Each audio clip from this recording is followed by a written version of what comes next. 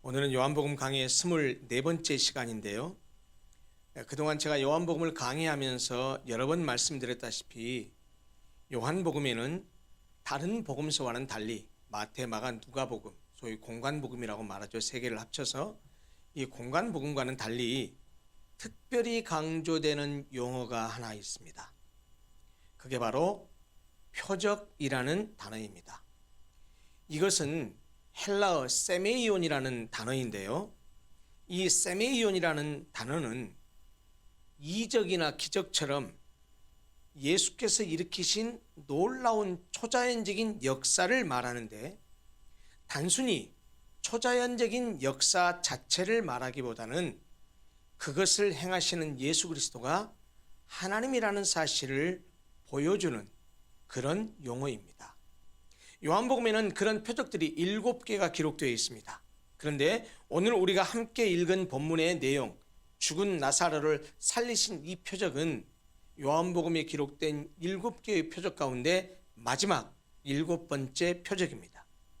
특히 본문의 표적은 예수님에게 죽음을 이기실 능력이 있을 뿐 아니라 그가 죽음의 권세를 정복하시고 생명을 부여하시는 생명의 주권자라는 사실을 보여주는 표적입니다. 본문은 이 요한복음 11장은 어떤 병자 한 사람을 소개하는 것으로 예수님의 7번째 표적을 설명하고 기록하기 시작합니다. 그는 바로 마리아와 마르다의 오라버니인 나사로라는 사람입니다. 이들은, 이 3남매는 예루살렘에서 약 5리 정도, 그러니까 지금의 거리로 말하자면 2에서 3km 정도 떨어진 거리에 사는 그런 멀지 않은, 예루살렘에서 멀지 않은 조그마한 소도시에서 사는 사람들이었습니다. 그 도시의 이름은 베단이라고 하는 곳이었습니다. 그리고 성경은 그 세 남매 가운데 나사로가 병들었는데 그의 누이 마르다와 마리아를 이름을 거명하는데, 그 중에 마리아에 대해서는 특별한 설명을 부과해 놓고 있습니다. 그 나사로의 누이 마리아는 주님께 향유를 붓고 머리카락으로 주님의 발을 닦던 여인이라고 소개합니다. 아마도 복음서에 마리아라는 이름을 가진 사람들이 많았기 때문에, 특별히 보통 마리아 그러면 예수님을 낳아주신 성모 마리아, 그리고 귀신 들렸다가 그렇게 예수님께 노임받은 막달라 마리아가 유명하기 때문에 혹시 그 두 사람으로 오인할까봐 그 사람이 아니다라는 사실을 다른 사람이라는 것을 설명하기 위해서 이 마리아에 대한 설명을 부가적으로 한 것 같습니다. 이들 3남매는 일찌감치 부모를 잃고 오라버니 나사로가 청년 가장이 되어서 이 험한 세상을 서로 의지하고 살았던 것 같습니다. 그런데 가장 역할을 하던 오라버니 나사로가 병이 든 겁니다. 그런데 점점 병세가 깊어가면서 이 두 자매가 겁이 덜컥 났습니다. 그래서 이들은 사람을 보내서 예수님께 이 소식을 알렸습니다. 예수님은 이 3남매와 각별한 관계였습니다. 이들이 예수님의 능력을 알고 있었기 때문에 오라버니 나사로가 병들었다는 소식을 들으면 예수님께서 한달음에 달려와서 그 자기 오라버니를 치료해 주시리라고 믿었기 때문인 것으로 보입니다. 그런데 성경을 보면, 우리가 17절부터 읽었으니까 그 앞부분에 있는 내용인데요, 그 앞부분에 보면 예수님의 반응이 의외입니다. 4절에 예수님이 이렇게 말씀하신 내용이 기록되어 있습니다. 예수께서 들으시고 이르시되 이 병은 죽을 병이 아니라 하나님의 영광을 위하며 하나님의 아들이 이로 말미암아 영광을 받게 하려 함이라, 이렇게 말씀하십니다. 이게 무슨 말입니까? 지금 나사로가 병이 들어 다 죽게 됐는데 예수님이 단언하십니다. 이거 죽을 병 아니야, 안 죽어, 이렇게 말한 거죠. 그런데 여러분, 사실 어떻죠? 나사로 죽습니까, 안 죽습니까? 죽습니다. 그러니까 죽을 병이 아니라는 예수님의 말씀은 겉으로 보면 거짓인 것처럼 보여요. 그러나 나사로는 죽고 끝난 것이 아니죠. 나사로를 다시 예수님이 살리십니다.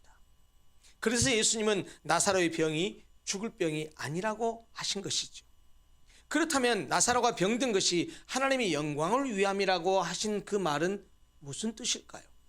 한 걸음 더 나아가서 하나님의 아들, 즉 예수 그리스도 자신이 영광을 받게 하려 함이라는 말은 또 무슨 뜻일까요? 예수님은 물을 포도주로 변화시킴으로써 베데스다 연못에 38년 된 병자를 고치심으로써 오병이어로 5천 명을 먹이심으로써 그리고 풍랑에 다 빠져 죽어가는 제자들을 향해서 물 위로 걸어오심으로써 태어날 때부터 앞을 못 보는 선천적 시각장애인의 눈을 뜨게 하심으로써 예수님은 자신이 하나님이라는 사실을 계시해 주셨습니다. 이제는 병든 나사로를 통해서 자신이 하나님이심을 드러내시겠다라는 그런 뜻입니다. 그리고 그것이 바로 그가 받으실 영광이라는 말이지요. 또 다른 의외의 반응은 다른 것이 있습니다. 그렇게 각별히 친구처럼 그리고 가족처럼 살았던 예수님이 나사로가 병들어서 죽게 됐다는 소식을 듣고서도 곧바로 나사로를 고치러 가지 않습니다. 나사로 삼남매를 사랑하심에도 불구하고 그가 계시던 곳에 이틀을 더 머무르셨습니다. 그리고 나서 제자들에게는 뭐라고 말하느냐? 야, 우리 유대로 가자 라고 말씀하십니다. 제자들이 펄쩍 뜁니다. 바로 직전에 예수님은 유대에서 예수님은 양과 목자에 관한 말씀을 하셨어요. 나는 선한 목자다. 나는 양의 문이다. 도둑들은 문으로 들어가지 않고 이렇게 양을 해하기 위해서 담을 넘어간다 라고 말씀해서 그들이 다 사꾼이요 그들은 또 강도요 도둑놈들이다 이렇게 신랄하게 유대인들을 비판하셨습니다. 그러고 나서 결정적으로 무슨 말씀을 하셨냐? 나와 아버지는 하나다라고 말씀하셨어요. 나와 아버지가 하나라는 말씀이 무슨 뜻입니까? 내가 하나님이다 라는 그런 얘기죠. 이 얘기를 들은 유대인들이 가만히 있었겠습니까? 이것을 신성모독으로 여겨서 예수님을 돌로 치료했었습니다. 그런데 그곳으로 다시 가자라는 거예요, 예수님이. 그래서 제자들이 말렸습니다. 안 됩니다. 가서 또 예수님 돌에 맞아 죽으면 어떡하시려고 거기를 가자고 하십니까? 우리도 예수님 따라갔다가 우리도 죽을지 모릅니다 라고 그런 걱정스러운 염려에서 예수님께 말씀을 드렸더니 예수께서 빛에 대한 비유적 표현들을 사용하셔서 아직 예수님은 잡히실 때가 아니라는 사실을 밝히면서 제자들의 그런 우려와 두려움을 안심시킵니다. 그리고 나서 예수님은 이렇게 말씀합니다. 나사로가 잠들었으니 이제 깨우러 가자 이렇게 말씀합니다. 나사로가 죽었으니까 다시 살리러 가자라는 의미입니다. 여기서 예수님은 나사로가 잔다라고 말했는데 그 예수님은 죽음을 잠이라고 말씀하신 것이죠. 왜 그랬을까요? 제자들은 잔다라는 말을 문자 그대로 알아들어서 아예 잠자면 언젠가 깨나겠죠. 그래 가실 필요 없잖아요. 이렇게 생각했지만 그것은 예수님이 죽음에 대한 상징으로 표현하신 것입니다. 예수께서 삼남매의 집에 왔을 때는 이미 나사로가 죽은 후였습니다. 그리고 무덤 속에 장사 지내서 나흘이 되던 때였습니다. 하루 이틀 사흘 나흘 4일이 지났다는 말이에요. 부모도 없이 서로 의지하고 살던 이 삼남매의 청년 가장이 죽어서인지 같은 동네에 사는 많은 유대인들이 이 오라버니를 잃은 이 두 자매를 위로하러 와 있었습니다. 그런데 예수께서 오신다는 말을 듣고 마르다가 나가서 예수님을 먼저 맞이합니다. 맞이하면서 그 안타까운 심정을 이렇게 예수님께 말씀합니다. 주께서 여기 계셨더라면 내 오라비가 죽지 아니하였겠나이다. 그런데 안 계셨잖아요. 그런데 오라버니가 병들어서 죽게 생겼다고 말씀을 들었는데 왜 이제 오셨습니까? 빨리 오셔서 여기 같이 계셨더라면 죽지 않았을 텐데요 라면서 예수님이 늦게 오신 것을 좀 야속해하며 서운한 감정을 표현하는 것 같습니다.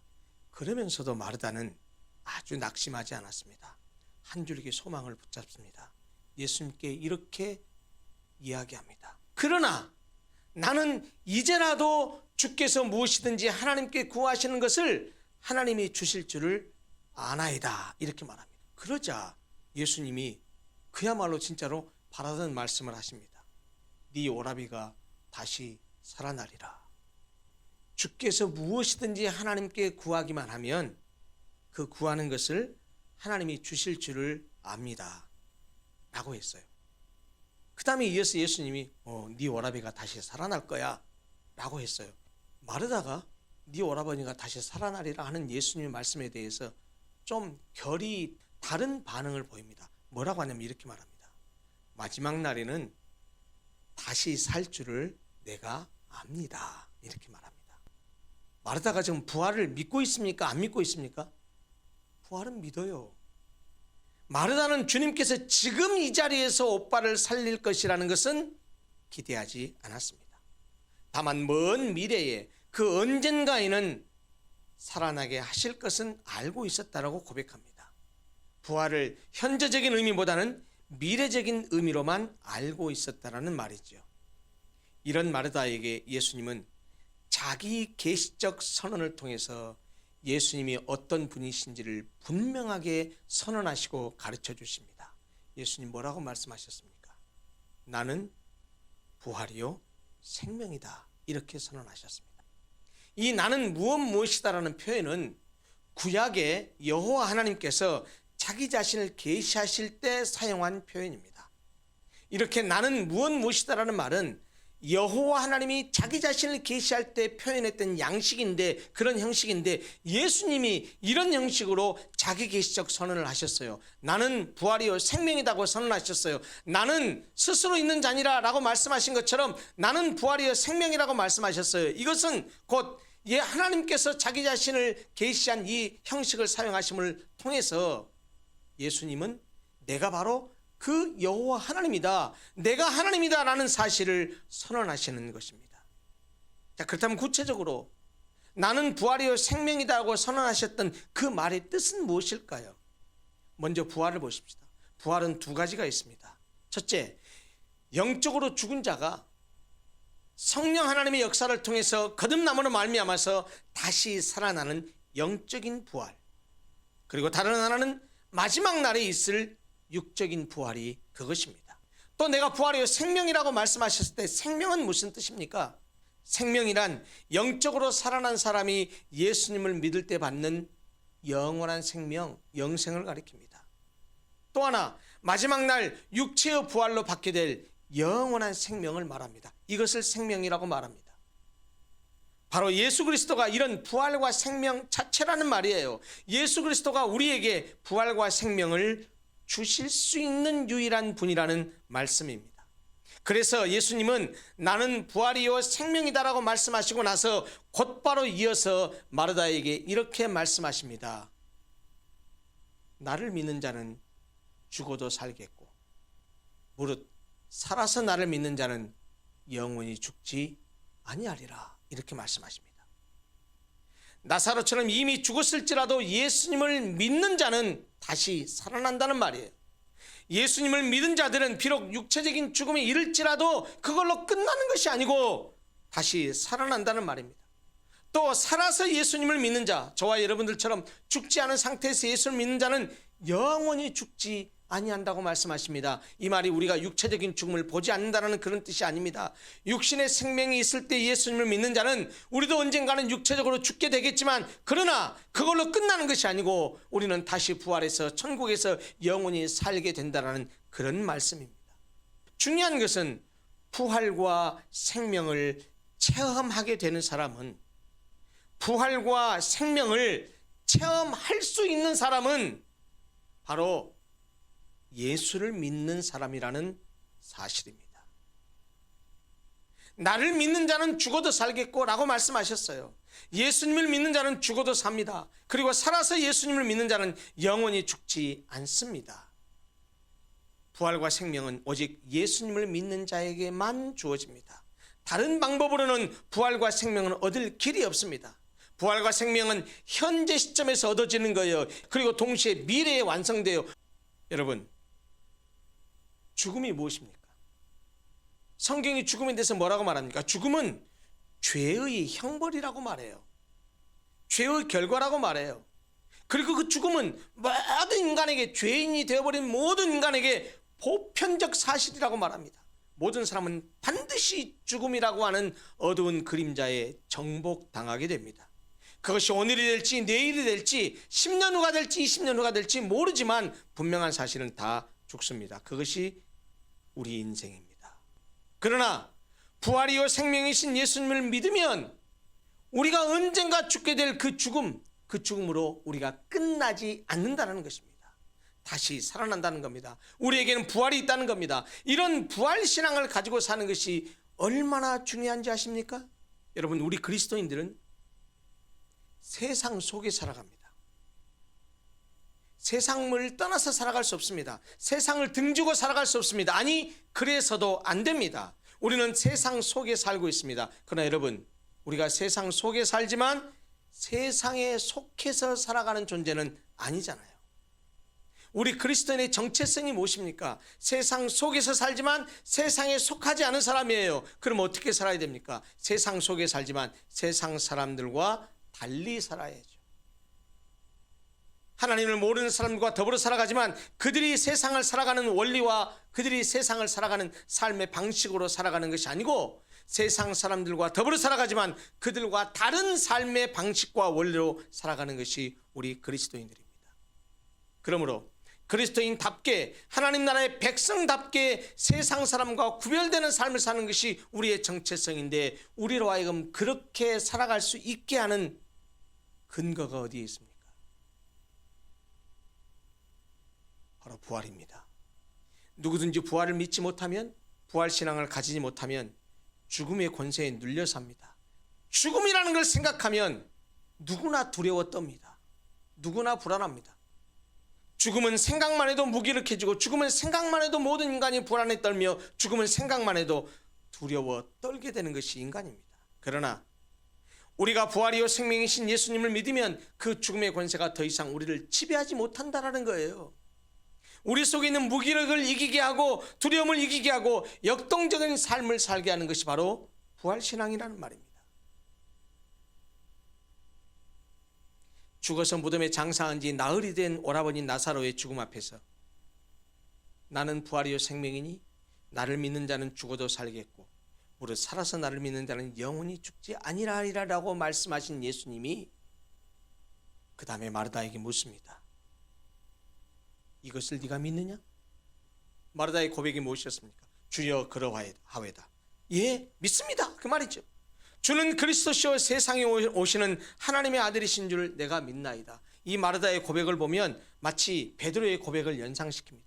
베드로도 너희는 나를 누구라 하느냐라고 물으셨을 때 베드로가 나서서 뭐라고 말했습니까? 주는 그리스도시요 살아계신 하나님의 아들이십니다 라고 고백했는데 오늘 마르다가 예수님께 네가 이것을 믿느냐? 내가 부활이요 생명이라는 사실을 믿느냐? 죽어도 산다는 사실을 믿느냐? 물었을 때 주는 그리스도시요 세상에 오시는 하나님의 아들이신 줄 내가 믿습니다 라고 고백했는데 이 마르다의 고백이나 베드로의 고백이나 위대한 신앙 고백인데 이것이 어찌 마르다만의 고백이고 베드로만의 고백일 수 있겠습니까? 이것은 저와 여러분들의 고백이고 또 고백이 되어야 합니다. 우리가 27절까지만 읽었기 때문에 그 뒤에 있는 내용을 읽지 않아서 모르실지 모르겠지만 간략하게 요약할게요.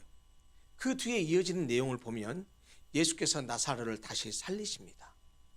그래서 그가 말씀하셨던 선언대로 그가 부활이요 생명이라는 사실을 명확하게 드러내십니다. 그리고 그 사건을 통해서 내가 하나님이야, 내가 생명의 주권자야 라는 사실을 드러내 보이십니다.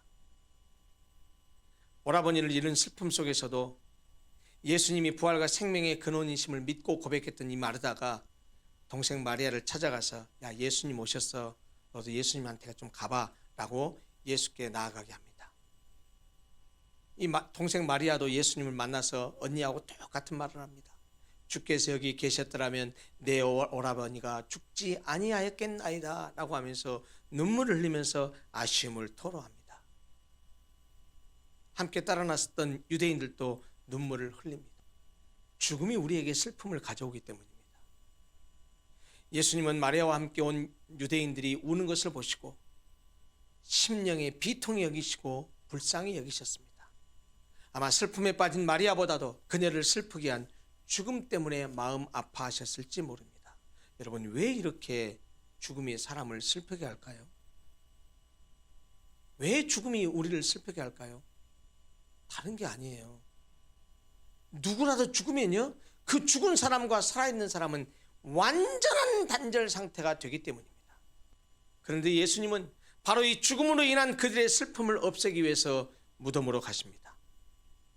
돌로 막아놓은 굴 무덤 앞에 오신 예수님은 막아놓은 그 돌의 입구에 돌을 옮겨 놓으라고 하십니다. 무슨 말입니까? 예수님께서 이제 삶과 죽음의 세계를 가로막고 있는 돌문을 옮겨 놓으심으로써 삶과 죽음이라는 단절을 깨트리시겠다, 삶과 죽음의 단절을 없애버리시겠다라고 하는 선언이십니다. 죽음을 정복하심으로써 자신이 부활과 생명의 근원이심을 드러내시고자 했던 것이죠. 근데 말이죠, 방금 전에 주는 그리스도시요 세상에 오시는 하나님의 아들이신 줄 내가 믿습니다라고 고백했던 마르다가 난색을 표현합니다. 죽은 지가 나흘이 돼서 지금 시체 썩는 냄새가 나기 시작했습니다 라고 이야기를 합니다. 아무리 부활과 생명이신 예수님일지라도 이런 상황에서는 예수님 어떤 일을 할 수가 없어요 라고 지금 얘기하는 것이죠. 이때 예수님이 마르다에게 말씀하십니다. 내가 말했잖아. 네가 믿으면 하나님의 영광을 보리라고 내가 말했잖아. 자기 생각이나 현재에 처한 상황을 볼 것이 아니고 믿음을 가질 것을 지금 요청하신 것입니다. 예수님 말씀을 믿으면 하나님의 영광을 볼 수 있다고 말씀하신 것입니다. 여러분, 그렇습니다. 우리 유한한 인간이 하나님의 영광을 볼 수 있는 것은, 우리 유한한 인간에게 하나님의 영광이 나타나는 것은 우리가 가진 생각이나 지금 처해 있는 우리의 상황에 근거하지 않습니다. 오히려 우리가 말씀을 믿는 그 믿음의 근거에서 하나님의 영광을 우리가 볼 수 있고 하나님의 영광이 우리에게 나타나게 됩니다. 하나님의 영광을 체험하려면 눈에 보이는 현실이 아닌 말씀을 보고 말씀을 믿을 줄 알아야 한다는 말입니다. 사실 믿음이란 눈앞에 있는 현실을 보는 것이 아니에요. 예수님을 보는 것이 믿음이요, 예수님의 말씀을 믿는 것이 바로 그것이 진정한 믿음입니다. 따라서 믿음을 가진다는 말은 현실과, 눈앞에 있는 현실과 하나님의 말씀 사이에서 우리가 내적으로 치열하게 싸워서 다른 것이 아니라 예수님의 말씀을 선택함으로써 그 싸움에서 이긴다는 것과 같은 뜻입니다. 믿음을 요구하시는 예수님 말씀에 사람들의 돌을 옮겨 놓았습니다. 현실과 말씀 사이에서 말씀에 대한 순종을 선택했다는 말이지요. 이에 예수께서 하늘을 우러러 보시면서 이렇게 말씀하십니다. 아버지여, 이 말씀을 하옵는 것은 둘러선 무리를 위함이니 곧 아버지께서 나를 보내신 것을 그들로 믿게 하려 함이니이다 라고 말씀하시고 나서 무슨 말씀을 하셨느냐? 죽은 나사로를 향해서 큰 소리로 부르셨습니다. 나사로야 나오너라. 나사로야 나오라. 이 말씀을 하셨을 때 죽은 나사로가 염을한 그대로 손발을 천으로 동인 채로 걸어 나왔습니다. 얼굴은 수건으로 싸매 있었습니다. 예수님이 그것을 보시고 풀어놓아 다니게 하라 라고 말씀하셨습니다. 사랑하는 성도 여러분, 세상에 어느 누가 죽은 자를 살린 사람이 있습니까? 세상에 어느 누가 죽은 자에게 다시 생명을 불어넣었습니까? 오직 예수뿐입니다. 사실 복음서를 읽어보면 예수님의 공생애 동안에 죽은 사람을 살린 사람은 이 나사로만이 아닙니다. 회당장 야이로의 딸도 살리셨고요, 나인성 과부의 딸도 살아나게 했습니다. 물론 그들은 죽은 지 얼마 되지 않아서 다시 살리셨는데 나사로는 죽은 지 나흘이나 지나 부패하기 시작한 시신이었음에도 불구하고 예수님은 그를 살리셨습니다. 여러분, 도대체 예수님이 누굽니까? 도대체 예수님이 어떤 분입니까? 예수님께서 자기 계시적 선언을 오늘 하셨던 것처럼 예수님은 부활이요 생명이십니다. 본문의 나사로를 살리신 이 표적은 예수님이 부활이요 생명이시라는 사실을, 예수님이 바로 하나님이라는 사실을 명백하게 드러내줍니다. 인간을 가장 불안하고 인간을 가장 두렵게 만드는 죽음도 예수님 앞에서는 힘을 쓰지 못합니다. 왜요? 예수 그리스도가 죽은 자를 다시 살아나게 하는 부활이요, 예수 그리스도가 죽은 자에게 생명을 허락하는 유일한 분이기 때문입니다. 그러기에 유한하고 연약한 인간으로서 이 세상을 살아간 우리는 반드시 죽음을 맞이할 수밖에 없는 연약한 존재인, 유한한 존재인 우리는 부활이요 생명이신 예수 그리스도를 붙들어야 합니다. 왜요? 그가 바로 우리가 죽더라도 다시 살리실 분이시요, 그가 바로 우리가 죽더라도 우리를 영원한 천국에서 영원히 살게 하실 유일한 분이시기 때문입니다. 내가 곧 부활이요 생명이다. 나를 믿는 자는 죽어도 살 것이요 살아서 나를 믿는 자는 영원히 죽지 않을 것이라고 오늘 우리에게도 동일한 질문을 하고 계십니다. 사랑하는 성도 여러분, 이 부활신앙을 가져야 이 험한 세상을 살아가면서 당당하게 하나님 백성답게 살아갈 수 있습니다. 흔들리지 않는 믿음으로 살아갈 수 있습니다. 왜요? 이 세상이 전부가 아니고 우리에게는 반드시 부활이 있고 다음 세상이 있고 천국이 있다는 사실이 오늘 하나님의 말씀을 붙들고 그 말씀에 순종하고 살아갈 수 있는 힘을 우리에게 줍니다. 부활이 없으면 우리가 세상에서 제일 불쌍한 사람입니다.